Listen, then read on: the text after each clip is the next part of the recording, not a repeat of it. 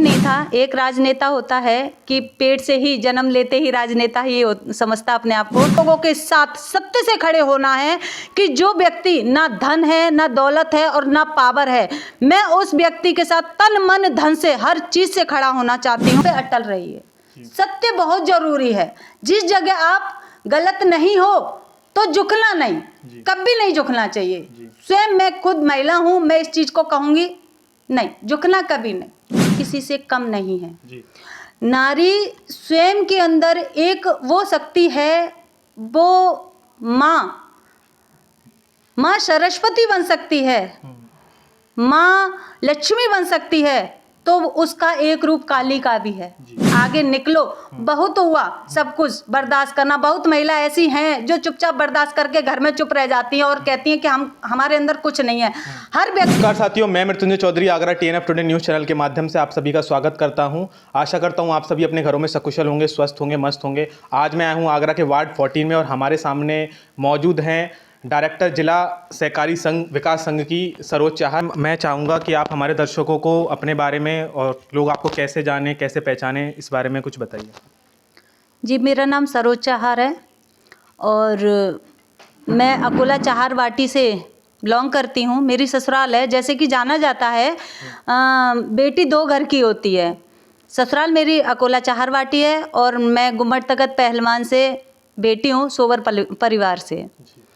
जी, मेरा राजनीतिक करियर पहले तो नहीं था, मैं भी हाउसवाइफ ही रही हूँ और मैंने कभी सोचा भी नहीं था। एक राजनेता होता है कि पेट से ही जन्म लेते ही राजनेता ही समझता अपने आप को, लेकिन कुछ मेरे आगे ऐसी परिस्थितियाँ बनी कि राजनेता होने पे कुछ भी समझ लीजिए, और मैं बहुत सब कुछ फेस करके तब निकली हूँ।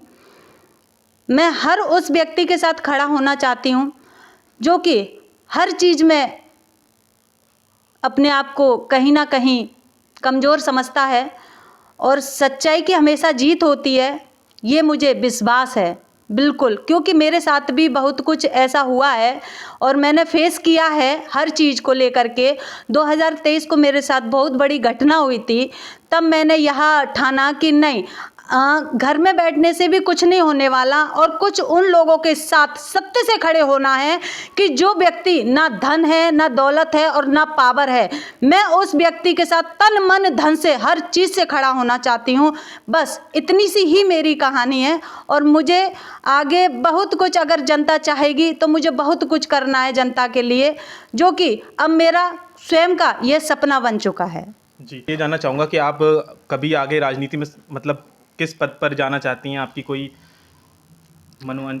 नहीं, ऐसा तो मैंने कुछ सोचा नहीं है और सिर्फ मैं समाज सेवा करना चाहती हूँ किसी भी पद पे। तो मुझे जिम्मेदारी किस प्रकार की समाज सेवाएं मतलब जैसे की हैं, थोड़ा जी, सा बता दीजिए। मेरी फैमिली आर्मी से बिलोंग करती है और समाज सेवा हर तरीके से जिसमें मुझे ढाला गया मैं उसमें ढली, और ऐसा कोई माइंड लेके नहीं चलती मैं राजनीतिक वाला कि मुझे ये वो करना। नहीं, मुझे जो मिलता है, जिस तरीके से मुझे सेवा करने का मौका मिलेगा जैसे मैं कुछ करूँगी। बातें हो जो आप हमें हमारे दर्शकों को बता सकें जैसे।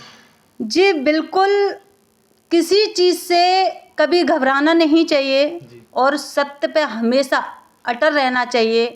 अगर कुछ होता है जिंदगी में तो उससे निकलना और अपने आप में मजबूती स्वयं होना बहुत ज़रूरी है। स्वयं के अंदर एक पावर होनी चाहिए और स्वयं ही सक्षम होना सबसे बड़ी पावर है। क्योंकि आज हम देख रहे हैं हमारी पार्टी है, मेरा अपने मुख्यमंत्री हैं, प्रधानमंत्री जी हैं आदरणीय, बहुत कुछ बता करके चलते हैं और महिलाओं के लिए इतना कानून, इतना सख्त कानून बनाया जा रहा है कि स्वयं औरत खुद में पावरफुल समझे। और मैं समझ रही हूँ, मैं खुद स्वयं निकल रही हूँ घर से बाहर और अच्छा लग रहा है काम करने में। आज से पहले ये मेरा माइंड नहीं था, क्योंकि हाउसवाइफ उतना ही रहती है कि घर गृहस्थी ही उसकी पूरी दुनिया रहती है और मैं भी यही हूँ और कुछ नहीं। लेकिन जब मैं पार्टी से, घर से बाहर निकली, पार्टी में जुड़ी, तो मैंने बहुत कुछ फेस किया और मुझे अच्छा भी लग रहा है। मैं सिर्फ इंसानों को और अपनी जनता को अपने थ्रू यही कहना चाहूँगी, सत्य पे अटल रहिए। सत्य बहुत ज़रूरी है। जिस जगह आप गलत नहीं हो तो झुकना नहीं, जी। कभी नहीं झुकना चाहिए। जी। स्वयं मैं खुद महिला हूँ, मैं इस चीज़ को कहूँगी नहीं, झुकना कभी नहीं। अच्छा, तो मैम मैं आपसे ये भी जानना चाहूँगा, जैसे कि आने वाले समय में अगर आप किसी पद पर होती हैं तो आप महिलाओं के लिए क्या सबसे पहले, जैसे आप खुद नारी शक्ति हैं और हिंदुस्तान अपना नारी प्रधान देश है, तो जितना यहाँ पे पुरुषों का सम्मान है उतना ही नारी का भी सम्मान है। बिल्कुल। तो आप खुद कैसा महसूस करती हैं, और अगर आप कभी किसी पद पे चली जाती हैं तो आप नारियों के लिए क्या ऐसा करेंगी जो आप अभी चेंज करना चाहती हैं? मैं नारियों के लिए पहले तो यह कहना चाहूँगी कि नारी किसी से कम नहीं है। जी। नारी स्वयं के अंदर एक वो शक्ति है, वो माँ सरस्वती बन सकती है, माँ लक्ष्मी बन सकती है, तो उसका एक रूप काली का भी है। जी। वो कहीं भी कमज़ोर नहीं है। जब वो अपने गर्भ में रख करके 9 महीने पाल करके बच्चे को जन्म देती है और सींच करके उसको एक मर्द बनाती है, तो मैं समझती हूँ कि महिला किसी चीज़ में कम नहीं है। महिला आगे आए, किसी चीज़ में कमज़ोर समझने की कोई मतलब ही नहीं बनता, क्योंकि हमारी पार्टी खुद महिलाओं को आगे कर रही है हर चीज़ में। और सबसे पहले महिला को खुद में ही सक्षम होना पड़ेगा, खुद को ही समझाना पड़ेगा कि हाँ, हम किसी से कम नहीं हैं। मैं महिलाओं को कहूँगी आगे निकलो। बहुत हुआ सब कुछ बर्दाश्त करना, बहुत महिला ऐसी हैं जो चुपचाप बर्दाश्त करके घर में चुप रह जाती हैं और कहती हैं कि हमारे अंदर कुछ नहीं है। हर व्यक्ति के अंदर कुछ ना कुछ हुनर होता है, कहीं ना कहीं छुपा होता है, उसको निकालो और आगे बढ़ो। सिर्फ मैं इतना ही कहूँगी महिलाओं को, महिला खुद में ही एक शक्ति है। जैसा कि लोकसभा के चुनाव भी आने वाले हैं, तो उसमें आप मतलब आपकी पार्टी क्या तैयारी कर रही है, उस बारे में कुछ बता सकती हैं आप? पार्टी तो अपना काम कर ही रही है जी। काफ़ी अच्छा। जैसे ऐसे नरेंद्र मोदी जी को ऐसा कोई विपक्ष का ऐसा कोई चेहरा है जो उन्हें टक्कर दे सकता है? है, इस बारे में तो मैं इतना बड़ा कुछ बोलूँगी नहीं, जी। क्योंकि बोलना भी सही नहीं होगा। बैठे हैं पदाधिकारी कर रहे हैं और बाबा है ना, बस बहुत है। मतलब विपक्ष का ऐसा कोई चेहरा नहीं है जो मतलब टक्कर दे दे नरेंद्र मोदी को? क्यों पड़े हो चक्कर में, कोई नहीं है टक्कर में। बस अयोध्या में राम आ चुके हैं, इस बारे में आप क्या कहना चाहेंगी? रामलला आए हैं, बहुत गर्व की बात है, ये गर्व का विषय है। और अन्य पार्टी कहती थी कि रामलला आएंगे और लेकिन तारीख नहीं बताएंगे, लेकिन बीजेपी पार्टी आई आगे और रामलला भी आ गए, तारीख भी फिक्स हुई। और आज जो माहौल बना हुआ है जनता में, बहुत ही गर्व का विषय है ये। और इतना उत्साह सा आया हुआ, क्योंकि उसमें हमने भी एक राम के दूत के तौर पे काम किया। वो जो फील होती है, वो फीलिंग रूह छू लेने वाली बात है। घर घर जाके जो निमंत्रण दिया, जो अयोध्या से चावल आए थे, घर घर जा कर के निमंत्रण देने के तौर पे जो उत्साह हमें हो रहा था और जो जनता में फैल रहा था, कोई आरती कर रहा था, कोई तिलक लगा रहा था, वास्तव में गर्व की विषय है। ये तो इतिहास है हमारे लिए, जो हमें सौभाग्य मिला इसमें काम करने के लिए। ये सिर्फ हमारी पार्टी ने किया और बहुत अच्छी, बहुत अच्छा लगा। और इतनी पहले, आपसे पहले देखा जाता था कि घर में तिरंगा तो लहरता था लेकिन भगवा नहीं दिखता था। आज हर घर, हर रोड, हर दुकान भगवा है और भगवा ही रहेगा।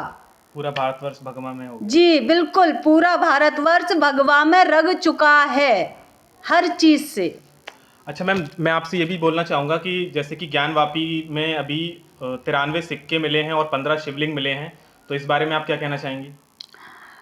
इस बारे में मुस्लिम पक्ष नहीं, मैं ऐसे मुस्लिम या हिंदू तो नहीं करूँगी।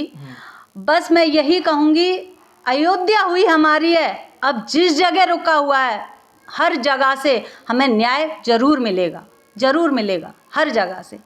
जब अयोध्या हमारी है तो मथुरा, काशी, सब हर जगह से न्याय मिलना ही है। मैम, कोरोना काल में, जैसे कि कोरोना काल बहुत बड़ी भयंकर महामारी थी, उस समय पर आपने मतलब क्या क्या चीज़ें ऐसी की जो क्या क्या उन्हें लाभ पहुंचाया, थोड़ा सा बता दीजिए हमारे दर्शकों को। हाँ, कोरोना काल एक ऐसा काल आया हुआ था कि सब दहल गए थे उसको देख करके। और स्वयं मेरे हस्बैंड आर्मी में हैं, तो 509 में आर्मी में हैं, तो उन्होंने भी भरपूर सेवा दी। जैसे कि ऑक्सीजन के सिलेंडर की बहुत कमतास हो गई थी, तो वो घर जा के पहुंचाया। और स्टाफ में भी इतनी हलचल मच गई थी उनके, उन्होंने दवाइयाँ, सब्जी वगैरह जो भी उनको चाहिए थे घर जा करके दिया। और वो घर आते नहीं थे, गेट के बाहर ही रहते थे। जो भी कॉलोनी में हमारा आसपास में भी हलचल मची हुई थी इन चीज़ों को लेकर के, और वो ला करके जब हमारे आड़ पड़ोस में ज़रूरत पड़ती थी, जैसे ऑक्सीजन की तो बहुत ज़्यादा ही ज़रूरत थी, और सब्जी वगैरह काफ़ी घर कोरोना काल के उससे कैद भी हो चुके थे, क्योंकि बीमारी इस तरीके की थी, तो उनको हमने पहुंचाने का काम किया, और सैनिटाइजर वगैरह भी करवाया, दवाइयाँ भी पहुंचाई, सब्जी वगैरह जो जिस चीज़ की उनको ज़रूरत पड़ी हम सब लोगों ने मिलकर के हेल्प किया सब।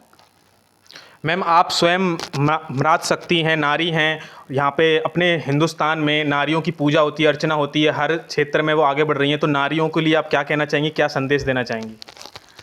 नारियों को संदेश तो हर चीज़ से मिल ही रहा है, लेकिन मैं पुरुषों के लिए थोड़ा संदेश देना चाहूँगी, और हर माँ से, हर बहन से यही कहना चाहूँगी, जैसे कि सरकार ने एक नारा निकाला है, बेटी बचाओ बेटी पढ़ाओ। बहुत अच्छी बात है, और महिलाएं निकल भी रही हैं, क्योंकि अपना देश महिला प्रधान है। तो मैं एक चीज़ और कहूँगी, बेटी बच रही हैं और बेटी पढ़ भी रही हैं, लेकिन इसको देखते हुए बेटों को समझाया जाए तो इससे बड़ा कोई विचार हो ही नहीं सकता। बेटी बचाओ बेटी पढ़ाओ, लेकिन बेटों को भी समझाओ।